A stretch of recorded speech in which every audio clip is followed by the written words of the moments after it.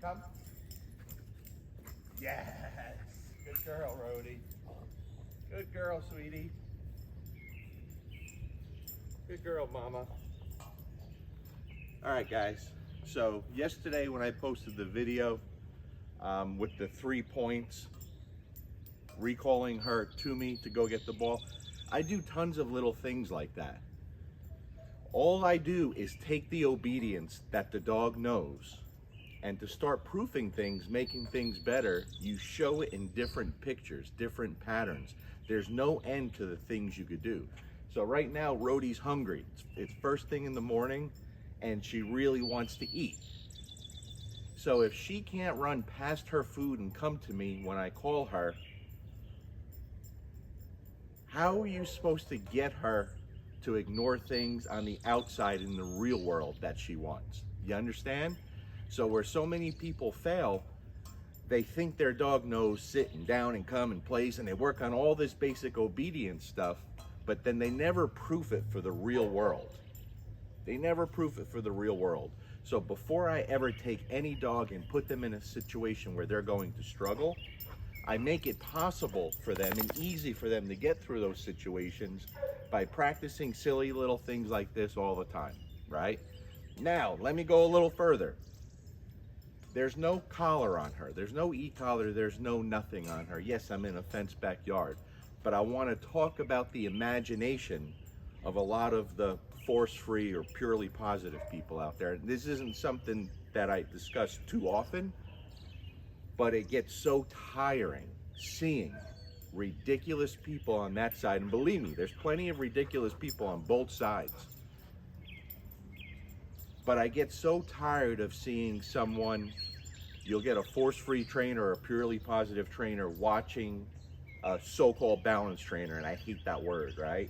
Training, and they'll have a collar on them, a prong collar, an e-collar, whatever. And then the dumbest statement ever, I don't need an e-collar to teach that.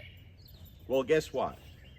Are there trainers that use training tools as a crutch to teach behavior, such as e-collars and prong collars? Yeah, that's fine. I don't care what other people do. I don't. So just like most purely positive or force-free people, and let's not get into semantics with the bullshit like, oh, there's no such thing. Just stop that stuff. If you've watched me long enough, you know that's how I teach everything, right? And so if someone on a big name on the force-free side wants to challenge me to whose dogs are happier, I dare you. I dare you. Because the first thing that I focus on is all dogs that I work with are going to be crazy about me. They're going to trust me. They're going to love me. They're going to respect me. And the feeling's mutual. It goes both ways. You understand? So what they tend to fail to talk about much, how often do you see e-collars on my dogs? And I could take my dogs off leash in the real world, on hikes, in the mountains, at the beach, out in public, in the grocery store parking lot. Do you think that they don't run off because they're scared to? No, they don't run off because they think I'm pretty awesome and they want to be with me. I want to be with them. Rhodey's not my dog, but she feels like she is. She spends a lot of time here because I don't want her owners ever boarding her when they travel if I'm home. I adore this dog and she adores me, and I'm never going to break that trust with her. You understand? So I don't spend my time. If she would have failed there, I would have done the same thing I did when Dante failed and messed up on the jump this morning. No. I interrupted, let him know, wrong answer, buddy. That's not it, and we're gonna start over. But the imagination of the force-free people think we're going to physically punish that. Now, to be fair, many people do. Yes, many. There's a lot of shitty trainers out there on both sides, right?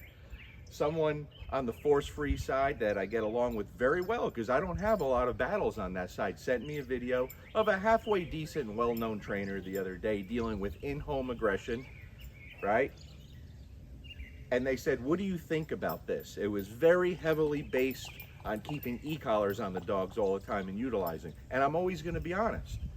And my answer was, I believe that has a 100% chance of failing. It's not going to work. It's going to fail. It may work for a little while, but it's going to fail, right? Because you're not looking at the underlying issues. Why do the dogs do the things they do? Why do they feel like they can or have to? My dogs, the dogs that work with me, they want to do the right things because they're crazy about me. I'm crazy about them. I'm very clear in what I want, and I'm consistent in what I want, even though I make plenty of mistakes. Don't get me wrong. We all do, because we're not dogs, right?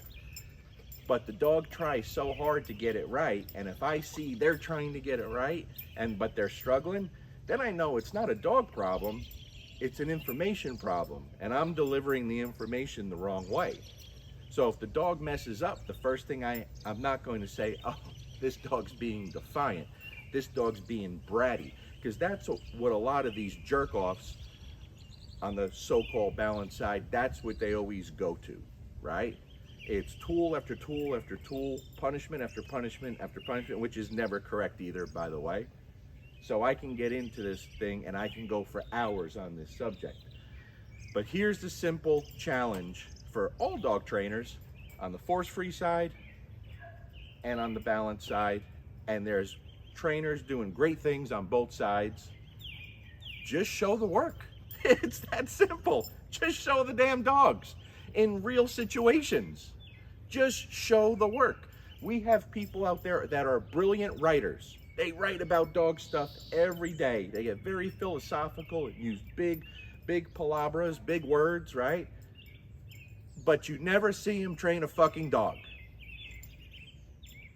And if someone wants to keep claiming to be so amazing, instead of just writing about it or talk about it, you could be the wealthiest dog trainer on the face of the earth. Just take those difficult dogs you talk about, shut your fucking mouth, and just show what you claim. It's that simple, man. That simple. What do you think, Rhodey? We gotta tell these people, right? Right, Mama? We gotta tell these people. We gotta tell these people that there's a lot of bullshitters out there. And you're my girl, man. You're my girl. A lot of bullshitters out there. Just show the work. This dog's crazy about me because I'm crazy about her, and I treat her the way she's supposed to be treated along the way of actually fucking teaching her. Sorry for the rant. Peace.